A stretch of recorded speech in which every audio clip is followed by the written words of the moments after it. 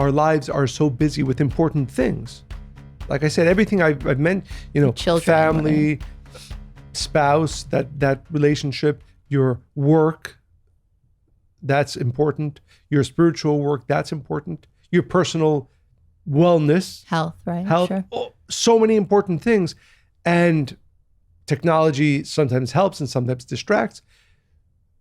So it is easy in this context for most of us who have so much important things going on in our lives to give 10% focus here, 15% focus here, and to live a life that is maybe involved in important things, but never truly focused on any one of them. Right. So for example, just to give an example, which I've given a few times, but there's a very big difference between, and I know that I've failed at this, and I'm assuming that you have at times.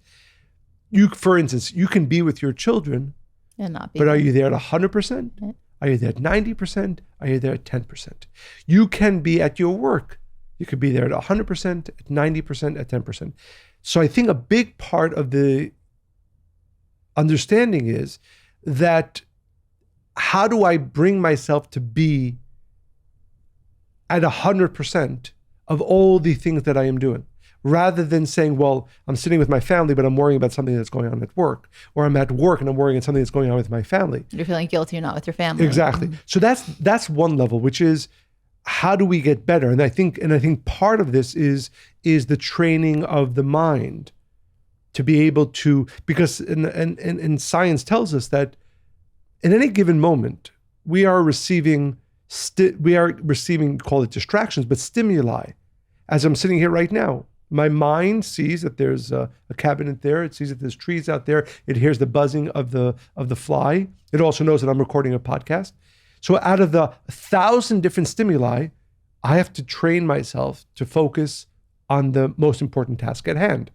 That is, and as science also tells us, is a muscle, the ability to focus, and to what degree we are able to remove, disassociate from anything around all you. the other stimuli, even if they are important, but not as important as the task at hand. The way I look at it is like if you have a surgeon operating on a brain, right? It is so urgent, immediate, fragile, important, and he can't mess up, right?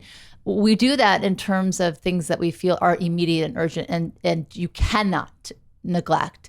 But I think that is the energy in which we need to put into all the things that we actually want to accomplish, whether they are immediate or not. Because if you don't see them that way, year after year, it's going to go on a different to-do list and a different thing. And maybe you'll still want to do it, but you never get to it. Or maybe you get distracted so much that you don't even think it's important anymore. Or even worse, and this I think is probably more insidious and more dangerous, is that you're actually going to be doing all those important things, but you're not really there.